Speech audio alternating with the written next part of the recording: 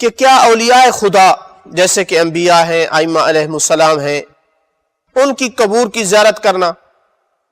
ان کی خوشی کے دنوں میں خوشی منانا، ان کی مصیبت کے دنوں میں مصیبت اور غم کا اظہار کرنا جیسا کہ ہم کرتے ہیں، یہ ان ہستیوں کی عبادت تو شمار نہیں ہوتی؟ یہ جو پہلے ایک دو سوال تھا وہ توحید افعالی سے تھا، یہ سوال توحید عبادی سے ہے، عبادت میں توحید۔ تو کیا یہ کام کرنا، ان کی قبور پہ جانا، زیارت کرنا، یا ان کی مصیبت میں مصیبت کرنا، خوشی میں خوشی منانا، یہ کیا ان کی عبادت تو نہیں ہے؟ تو اس کا جواب یہ ہے کہ ہرگز ایسا نہیں، یہ انتہائی غلط فکر اور ٹیڑھی عقل کا جو ہے وہ نتیجہ ہے کہ ایسے کاموں کو یہ اللہ کی عبادت کے مقابل ان ہستیوں کی عبادت شمار کیا جائے۔ اس کی وجہ یہ ہے کہ یہ ہستیاں، اس میں کوئی شک نہیں ہے کہ اللہ کی محبوب ترین ہستیاں ہیں، اور یہ جیسے جب زندہ تھے تو اپنے ذات کے ذریعے سے لوگوں کو اللہ یاد دلوایا کرتے تھے، تو دنیا سے جانے کے بعد بھی ان کی قبور، ان کی مزارات مقدسہ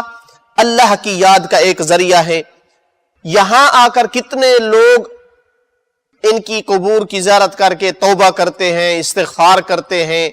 اللہ کی عبادت کرتے ہیں۔ یہ زمین کے وہ ٹکڑے ہیں جہاں سب سے بڑھ کر اللہ کی عبادت کی جاتی ہے، تو کتنی غلط فکر ہے کہ کوئی کہے کہ ان ہستیوں کی زیارت کرنا یہ اللہ کی عبادت کے ساتھ شریک کرنا ہے۔ تو لہٰذا اللہ تعالیٰ اپنے خاص بندوں کی تعظیم کو پسند کرتا ہے،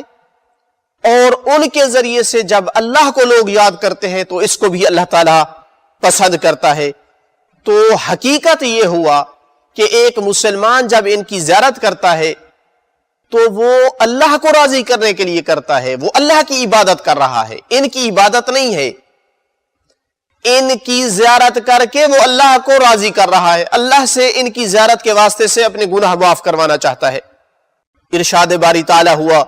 اور جو اللہ تعالیٰ کی نشانیوں کی تعظیم کرتے ہیں تو یہ دلوں کے تقوی کی علامت ہے۔ تو اس میں کوئی شک و شبہ نہیں ہے کہ انبیاء اور ائمہ ہدیٰ علیہم السلام اللہ تعالیٰ کی نشانیوں میں سے، بلکہ بڑی نشانیوں میں سے ہیں،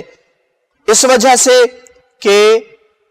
اللہ تعالیٰ کی خاطر ساری زندگی ان ہستیوں نے گزاری، اور دنیا سے جانے کے بعد بھی اللہ کی یاد کا سب سے بڑا ذریعہ ہے۔ لوگ ان کو یاد کرتے ہیں تو اللہ کو یاد کرتے ہیں، ان کی قبور پہ آتے ہیں تو اللہ کو یاد کرتے ہیں، ان کا ذکر کرتے ہیں، مصیبت میں مصیبت بپا کرتے ہیں تو اللہ کو یاد کرتے ہیں۔ تو اللہ کی نشانیاں ہیں۔ روایات میں ملتا ہے کہ حتی رسول اکرم صلی اللہ علیہ وآلہ وسلم بھی خود ذات مقدس اپنے خاندان کے لوگوں کی،